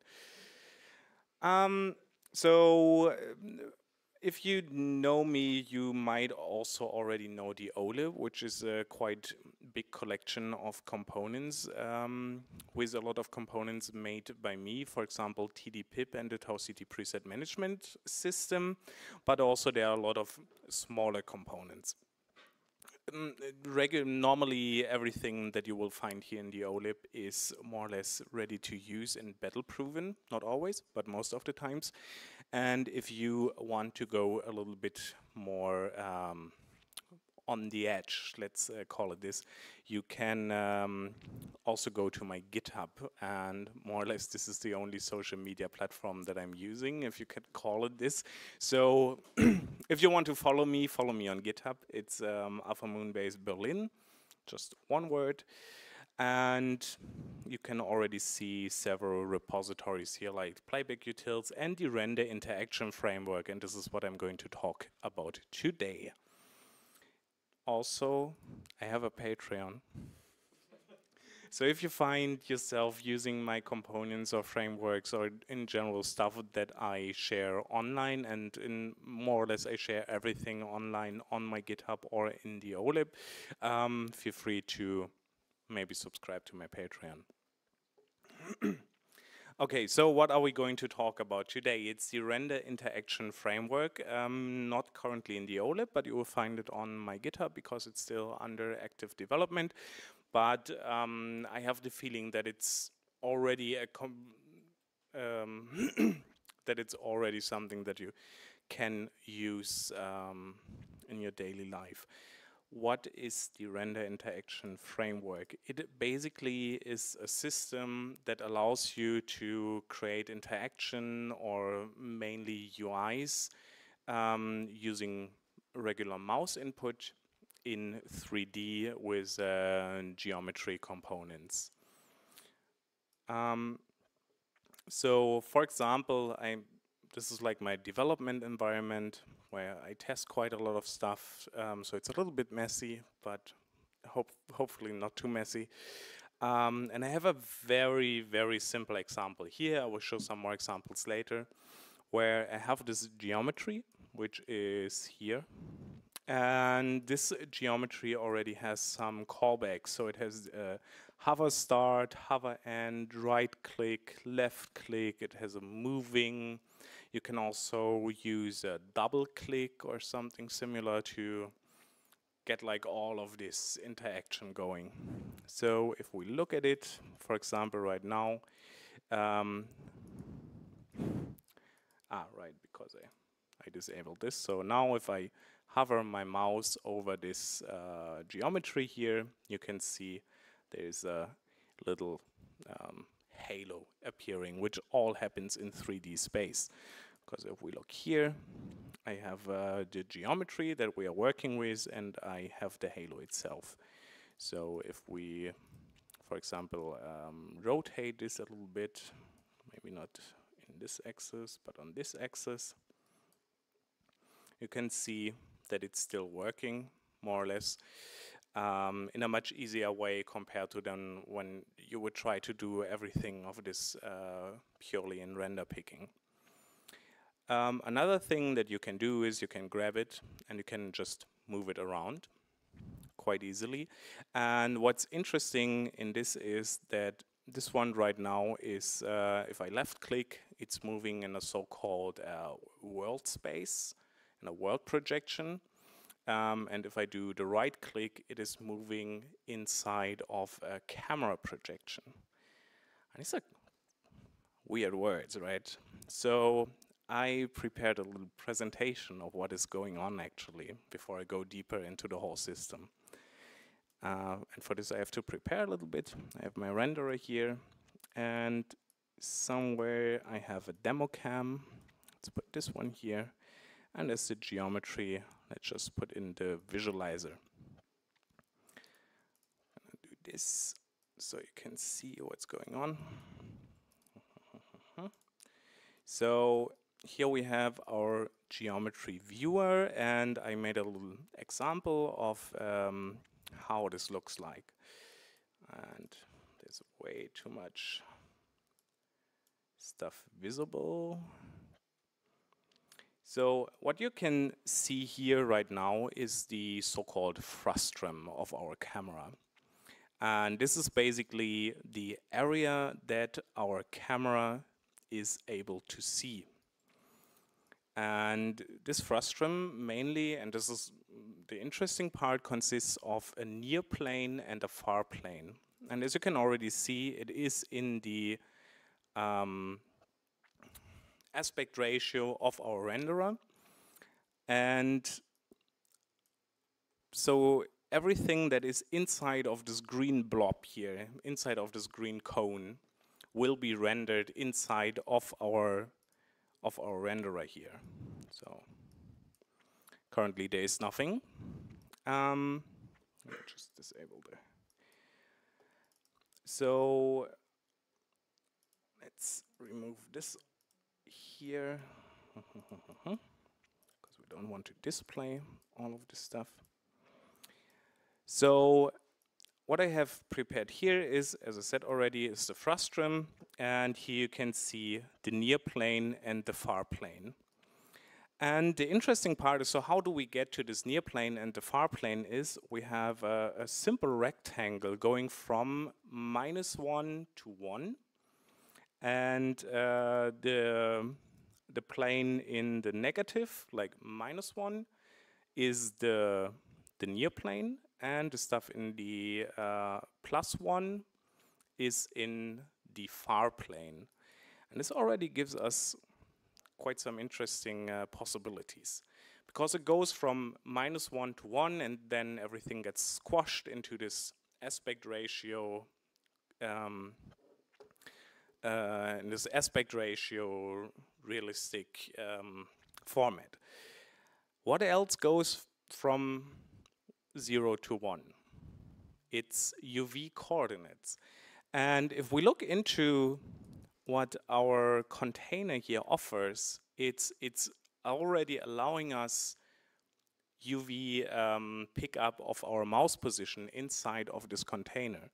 So if I now more or less translate this point, this UV coordinate, from 1 to 0 to -1 to 1, and put it spatially into a -1 position, then we have the near point, which you can already see here. So the screen is too small. So now you can see, if I move over here, over this container, which has the same aspect ratio, you can see on the near plane, you can already see this point moving around correctly. And now if we also enable the same one for the far plane, you can see that again, we have this point which is on this plane according to our mouse position. So if we would render this now, and also these points, which we can actually do, let's do that. Let's activate the rendering here. we can't see them because they are on the near plane and the far plane, so they are outside of what could be rendered. Sorry about that. And now we have a quite interesting thing. We can create a vector based on that. So let's get this one. And you can see this ray here, which is going from the near plane to the far plane. Ah, now I know why we can't see it. Okay, now you can see the points, and you can already see that the green point is always visible, and our ray isn't visible because I didn't enable it. But if we enable it, we also can't see it because it's perfectly aligned with what we are rendering. Okay, so what can we do now with this? Because now we have this ray. Let's enable our little geometry here. And as you can already see, the moment I hover over this geometry, I create a plane. And what I can do now is I can calculate the intersection between this plane, which is attached to our geometry, and get this point in space. And this is basically the magic or math. Joseph is nodding all along. And now I can take this intersection point and calculate it very efficiently using the TDU vector object. And so for example, if I now rotate this, you see the intersection point also changes accordingly. So how does this, how is this useful? All of this information, no one cares. Here is our interaction engine. Because it's an engine, it's taking it, like it's not an engine in TouchDesigner way of working with stuff, but it's an engine in the way it's doing all the work. There's no visible output, but it's pulling all of the work basically. So here we have some settings. So we have the strategy, which is currently set to always, because the moment we have to hover over things, we need to always monitor if something is moving in our plane. But we also have like while select, which is much more efficient, but for this we have to basically press the button. Then we define our panel comp, our camera comp, and the render comp. And then we have something called multi-tap timing. And this is basically because for being able to react to tapping and multi-tapping, like double tapping or triple tapping, or basically it's endless. You can go as far as you want. You need to wait a little moment before you actually react to the click. So you have a little bit of delay, and this is like the 200, 190 feels good when you're working with multi-touch, and this engine is not multi-touch supported. You actually can go to like 90 milliseconds, which is super tight, but 120 feels good. So yeah. So then you have callbacks.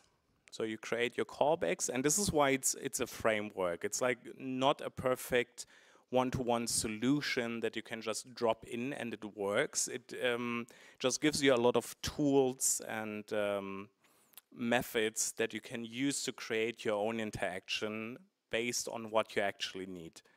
So the callbacks we have is we have on hover start, on hover end, on hover move, on select start, on select end, on move, and on click.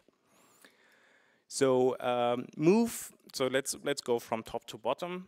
We have on hover start basically means the moment we move the mouse on top of a geometry. Then we get this on hover start, and the moment we leave a geometry, we get the on hover end. On hover move basically means like, okay, we're moving over a component without selecting it with any of our mouse buttons. On select start means we are pressing down the button. On select ends means we're lifting our button. On move means we have a component like a geometry selected by clicking on it, and we are moving the mouse around. And on click basically triggers if you do a double click or triple click or a single click based on your multi-touch timing. Then the next thing is, okay, what can I do with this? So we have this push callback function. And with push callback, you basically say, okay, take the current event that we have and push this specific callback or call this callback on the geometry that you are currently, which is currently active. There is some logic behind it. It's most of the time it works. If not, you can always pass the target argument to this push callback function where you can give like a specific component. Now we have to prepare our geometry for that, but this is quite simple because you can already see we have some drag and drop stuff. So if we just take our geometry here and drop it, it gets prepared, so it gets the parent shortcut, which is quite important. It gets the custom parameters that you define, which you need. And we also create the callbacks parameter, so you can actually use these callbacks that you just defined by calling the push callback function. Another thing is, which you see on the custom page, is this little button called deploy stubs. And this is from another component which I released 2 weeks ago, 3 weeks ago. And what this one will do, it will basically dump all the information which you marked before, all the Python modules, into your typings folder of your root project. And if you didn't tamper with it in any way, then Visual Studio Code will automatically assume the correct typings. So you get auto completion and code completion on that. And I'm going to demonstrate this soon. So we have this working. So let's look at the callbacks. So here on our geo component, I have deleted the callbacks that I don't actually need. So in this case, we really have this very clearly named on hover start, hover end, right click, left click, and moving. And if we open this callback, we can look into it. We already see that I made a typo and not just one. So let's correct this. And just to show you the code completion part, as you can already see, I'm passing the event, the previous event, the link to the interaction engine extension that's actually pushing this information, and to the geometry comp, which is actually used in this case. So if we press event, you can already see here that it's knowing that this one is an interaction event, and if I press the dot button, you have the code completion and even some information, doc strings that I put into all of these members. So for example, here we have what I told before. We have the camera projection and we have the world space projection, where the camera projection basically means, okay, we're taking the distance from the camera to the object, and we are spanning a plane in what is it called, like the normal parallel. We're spanning a plane parallel to the camera, so we can always perfectly move it inside of our view without changing the depth information. And if we're using the world space projection, then we're using all of the transformations that got applied to the geometry beforehand. We have the framework itself. It's just nice to pass it around. We have the hover comp, we have the interactive comp, we have some panel values, we know which SOP we are actually using, and we know which is the selected comp. Why do we care, or why is there a difference between hover comp and selected comp? Because we can quite easily implement a drag and drop system, for example, where we are moving a component without actually translating it, but we still have it as our selected active component. So this way we can drag a component and drop it geometry, and we can drop it on another geometry. Okay, but why? There are widgets. So the problem with widgets is they're quite inefficient. Who had problems with widgets? 1, 2, 3, 4. He's not even using TouchDesigner, and he had problems with widgets, so. So doing all of this inside of the rendering allows for quite a performance boost. This second thing is you are able to actually use non-default forms.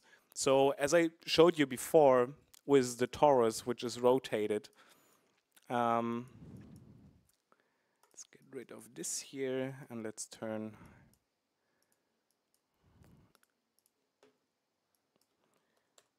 this one back, and let's turn back the camera to our default camera. Oh, it's the wrong camera. Why is the... there's the camera. So as I showed you here, this is actually, so I can click through the middle, which is not possible if you do it with default containers. And also it is actually using the correct form. So you can do circular forms, you can do more than one element, like one. You can use fonts, for example, and it will actually respect the fonts.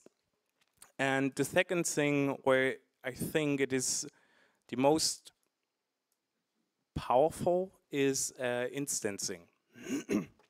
So I prepared this little example here where you can see, okay, we have bars, and I can actually move around the bars. But what are these bars? Let's go into our timer example here, which is here. And what they are is they are really easy and quick to set up, is they represent segments of a timer chop. And I feel like you can see where this is going. So if I move this one here, you can see that the begin parameter is changing. And now if I take this timer chop, initialize it and start it, and just move this one around here, you can see that our segment here is working. Of course, I have to reinitialize it after I changed it. But in general, this is where this whole system and working in 3D excels quite a lot, because you can display and interact with a huge amount of information which it just wouldn't be possible to do in regular containers or widgets, because they just take too much resources and too much power. I think that might be it, but we have a question. I'm going to turn this on and give it to you.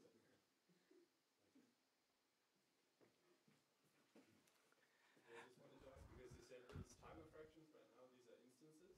Mm-hmm. Did you have to write any, so did you write custom code within the callback functions to use these instances? Or how is it, do you have any instance system pre-built? No, so this is nothing that is pre-built, but as you can see, actually, so it's 4 lines of code. Quite simple. So the first thing what we're doing is we're taking the instance ID that is also passed in the, so in this case we have to use the select start event, which is also a member of the interaction engine. And then we get the instance ID, which is more or less the same as the row in our table that. Then what I like to do with this system specifically is I create a delta. So this world space projection and the camera space projections are actually TDU positions. So you can just add and, yeah, you can do math with them in, what is this field of mathematics called? Yeah, so you can do linear algebra. I failed, I studied for a while computer science and I failed horribly, but I'm finding my way back into it because it's actually quite fun. So now I have a delta of this position in 3D space, and I have my target cell, which I just take by the row index, which is the instance index, and I take begin, and then I'm just adding the delta x value to the specific value.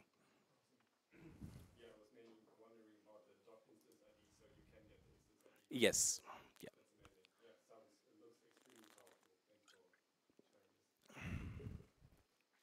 Any more questions? Oh, David. Ah, you don't have a question.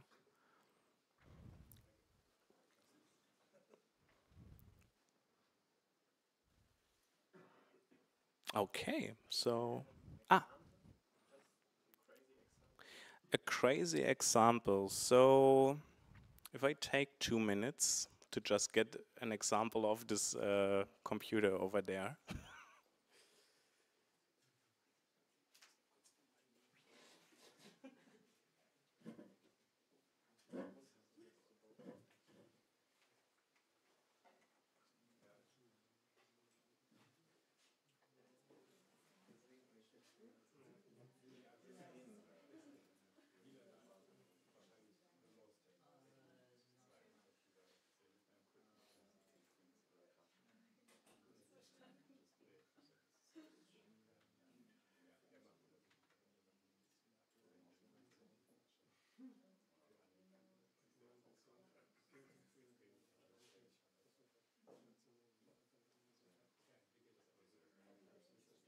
It's copying.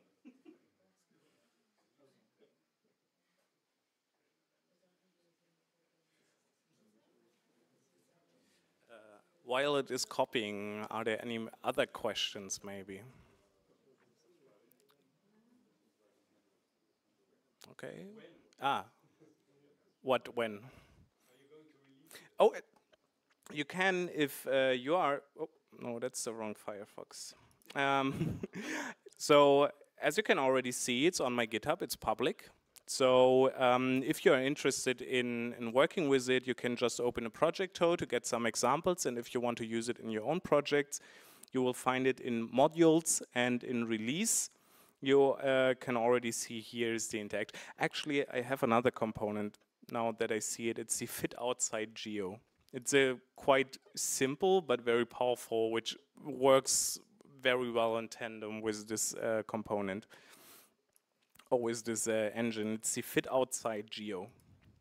So, and basically what this does is it takes any kind of top input. So maybe not the banana, but let's use this one here.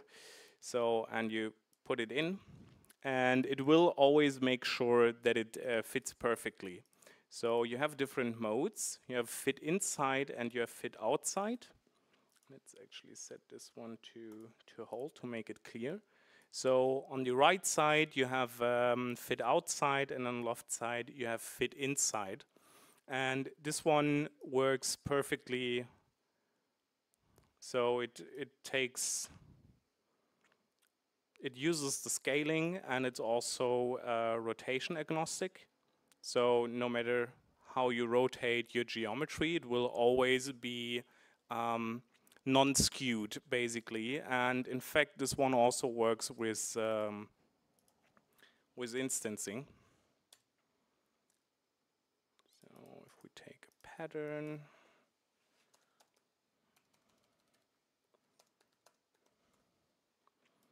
Take another one. Let's set this one to 40 maybe. And this one will be Rx.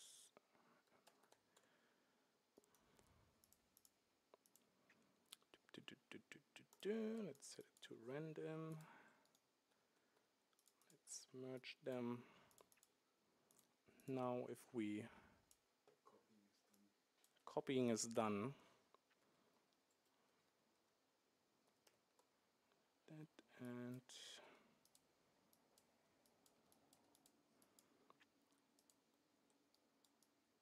now if we change the tx to like -4 to 4, we have quite a lot of randomly set and rotated elements, and they are still all more or less according to what they should look like, and this also applies to scaling. X is epsilon, and let's set this one to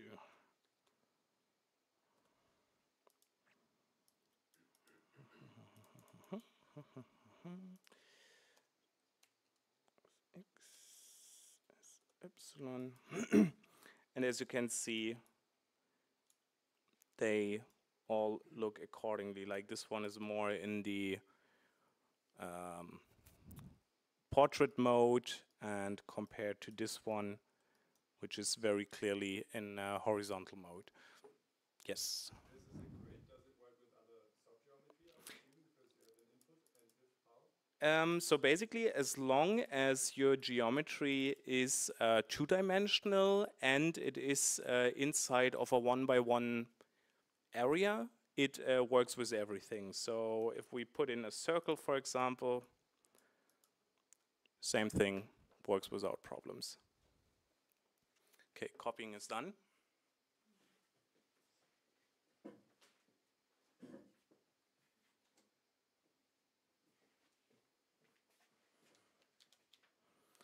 So this one was a project that I then actually didn't use because it didn't work as well as I imagined it would work.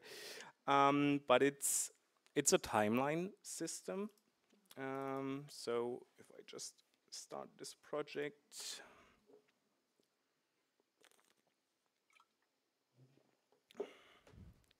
I do have a pro license.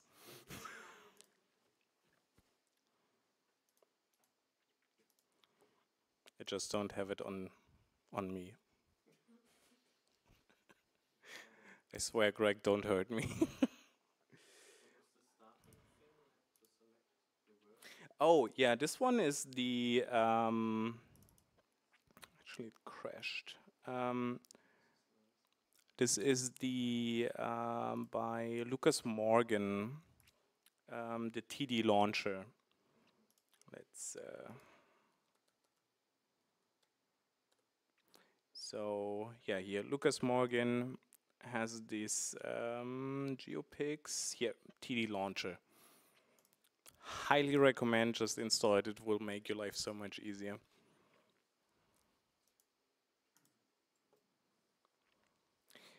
I'm almost afraid that I can't show this because it's made in a newer version than the 3.2, and it just crashed when I tried this, so let's try again. Otherwise I can show it to you later on this computer.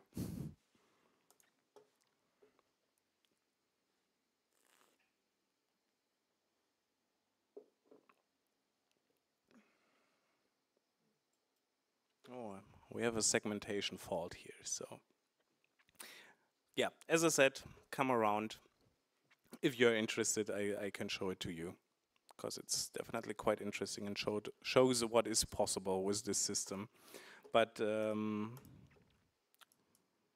yeah, so this is the render interaction framework.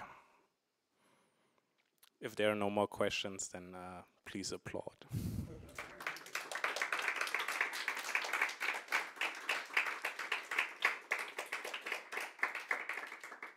I hope this wasn't too much touch designer for the TouchDesigner Roundtable.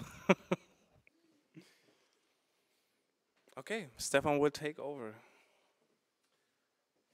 Yeah, thank you very much, WIELAND, for just another great tool that we have to understand and implement in our tool chain. With this, we're at the end of the presentations, but of course you're very welcome to stay here for another beer, chat, and so on. And at some point we're going to close the studio, but we have a table reserved in the Omega Bar, which is just 50 meters down this road on the other street side. And there we can stay even longer if we wanted to. So thank you all for coming. This is the last roundtable for this year. There might be a pre-Christmas meeting. I'm not going to be around, so this is in WIELAND's hand. It's not going to be about talks or streaming or anything. It's just about community, getting together, having a few drinks. Otherwise, we'll be back in January with another edition of the roundtable, as always, on the last Thursday of the month. And we're gonna be visiting Elastic, which have an office in Berlin, and are kind enough to invite us with the next edition, which is already the 28th TouchDesigner Roundtable Berlin. Thank you to WIELAND behind the tech. Thank you for coming. Thank you, Node Institute, for being here. A roof over our head, and see you soon. Bye-bye.